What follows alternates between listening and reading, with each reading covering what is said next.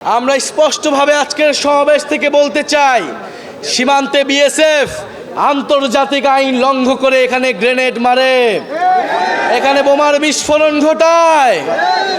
আমরা কিন্তু এই সব আগ্রাসন আর মেনে নিব না। অনেক কাল হয়েছে, সীমান্তে অনেক বাহাদুরি হয়েছে দাদাদের, সেই বাহাদুরির দিন শেষ হয়েছে। যদি আর কোনো সীমান্তে কোনো ধরনের পায়তারা করা হয়, যদি সীমান্তে আগ্রাসন চালানো হয়, সীমান্তে আমার ভাইদের উপর হত্যার চেষ্টা চালানো হয়, আমরা সীমান্তে লং মার্চ ঘোষণা করব। প্রিয় চাঁপাইবাসী, আমরা জানি চাঁপাইনবাবগঞ্জ আমের রাজধানী,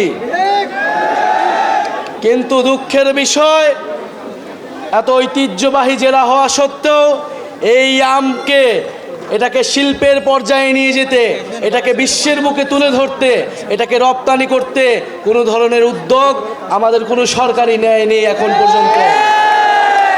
প্রিয় চাঁপাইনবাবগঞ্জবাসী, আমরা জানি চাঁপাইনবাবগঞ্জ রেশম শিল্পের জন্য বিখ্যাত, কিন্তু এই রেশম শিল্প দিনে দিনে হারিয়ে যাচ্ছে।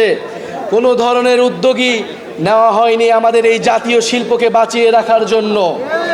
আমরা চাই বাংলাদেশের যে জাতীয় শিল্প রয়েছে, কুটির শিল্প রয়েছে, সেগুলোকে যথাযথভাবে সংরক্ষণ করতে হবে। প্রিয় চাঁপাইনবাবগঞ্জবাসী, আমরা জানি আপনারা দীর্ঘদিন ধরে ট্রেনের জন্য আন্দোলন করছেন। আপনারা একটা আন্তনগর ট্রেন চান, সরাসরি ট্রেন চান চাঁপাইনবাবগঞ্জ থেকে। আমরা আজকের এই সমাবেশ থেকে আপনাদের এই দাবির প্রতি পূর্ণ সমর্থন জানাচ্ছি। আমরা আহ্বান করি সরকার যাতে দ্রুত সময়ের মধ্যেই চাঁপাইনবাবগঞ্জবাসীর এই দাবি পূরণ করে নেয়। প্রিয় চাঁপাইনবাবগঞ্জবাসী, চাঁপাইনবাবগঞ্জ আমাদের সীমান্তে প্রতিরোধের প্রতীক।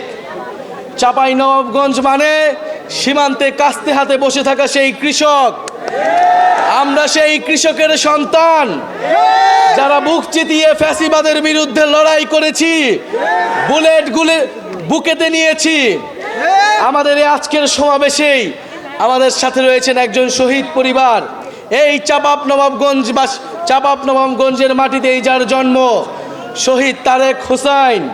চাঁপাইনবাবগঞ্জ থেকে দুইজন শহীদ রয়েছেন। এই দুইজন শহীদ গণ অভ্যুত্থানে নিজেদের জীবন বিলিয়ে দিয়েছিলেন দেশকে মুক্ত করতে, স্বৈরাচারের কবল থেকে দেশকে নতুন করে স্বাধীনতা এনে দিতে। আমরা সেই শহীদদের শ্রদ্ধাভরে স্মরণ করি এবং সেই শহীদরা যেই আকাঙ্ক্ষার জন্য, যেই নতুন বাংলাদেশের জন্য জীবন দিয়েছিল, আমরা যাতে সেই নতুন বাংলাদেশ বিনির্মাণ করতে পারি। প্রিয় চাঁপাইবাসী, আজকে অনেক কথা বলার ছিল, কিন্তু জানি আপনারা অনেকক্ষণ ধরে অপেক্ষা করছেন। শুধু এতটুকুই বলতে চাই, গণ অভ্যুত্থানের পরে আমরা একটা নতুন বাংলাদেশ চেয়েছি। গণ অভ্যুত্থানের পরে আমরা রাষ্ট্রের মৌলিক সংস্কার চেয়েছি। গণ অভ্যুত্থানের পরে আমরা গণহত্যাকারীদের বিচার চেয়েছি। আমরা জুলাই ঘোষণাপত্র এবং জুলাই সনদ চেয়েছি। প্রিয় চাঁপাইবাসী, আমরা জানি এই সকল দাবি আপনাদের মনের দাবি। চাঁপাইনবাবগঞ্জে কর্মসংস্থানের কোনো ব্যবস্থা নেই। এখানে শিক্ষা, চিকিৎসায় এই এলাকার মানুষ দীর্ঘদিন ধরে বৈষম্যের শিকার, অবহেলিত হয়ে রয়েছে। আমরা এই সকল বৈষম্য থেকে দূর হবে বাংলাদেশের সকল জেলা, সেই স্বপ্ন দেখি ইনশাআল্লাহ। প্রিয় এলাকাবাসী, আমরা আজকে এসেছি আপনাদের কাছে জুলাই গণ অভ্যুত্থানের বার্তা নিয়ে, যেই বার্তা একটা ইনসাফ ভিত্তিক রাষ্ট্র কায়েমের জন্য আমাদেরকে স্বপ্ন দেখায়, যেই বার্তা একটা বৈষম্যহীন বাংলাদেশের স্বপ্ন দেখায়। আমরা সেই বাংলাদেশের স্বপ্ন দেখি। আমরা স্পষ্টভাবে আজকের সমাবেশ থেকে বলতে চাই, সীমান্তে বিএসএফ আন্তর্জাতিক আইন লঙ্ঘন করে এখানে গ্রেনেড মারে, এখানে বোমার বিস্ফোরণ ঘটায়। আমরা কিন্তু এই সব আগ্রাসন আর মেনে নিব না। অনেক কাল হয়েছে, সীমান্তে অনেক বাহাদুরি হয়েছে দাদাদের, সেই বাহাদুরির দিন শেষ হয়েছে। যদি আর কোনো সীমান্তে কোনো ধরনের পায়তারা করা হয়, যদি সীমান্তে আগ্রাসন চালানো হয়, সীমান্তে আমার ভাইদের উপর হত্যার চেষ্টা চালানো হয়, আমরা সীমান্তে লং মার্চ ঘোষণা করব। আমাদের সীমান্ত আমরাই রক্ষা করব।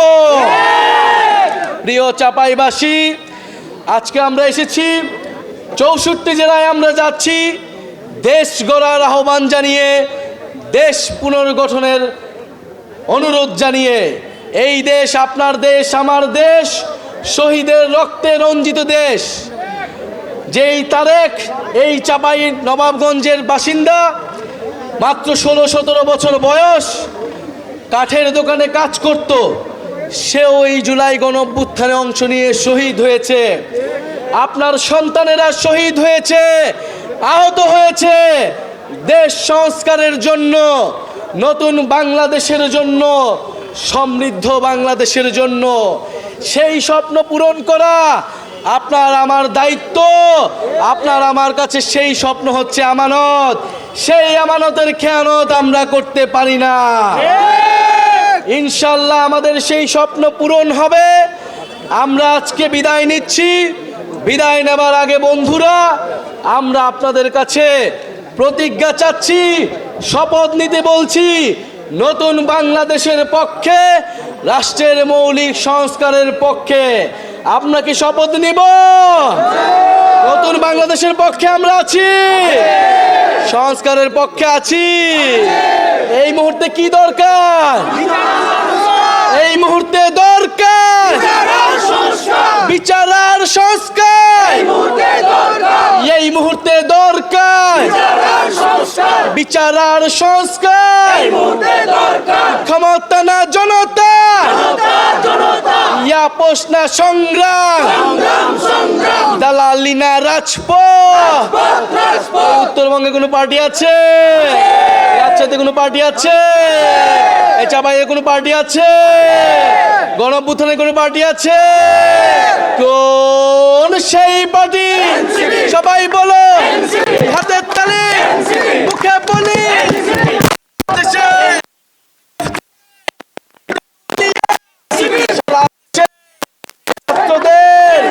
জনতা ইনকিলাব, ইনকিলাব জিন্দাবাদ।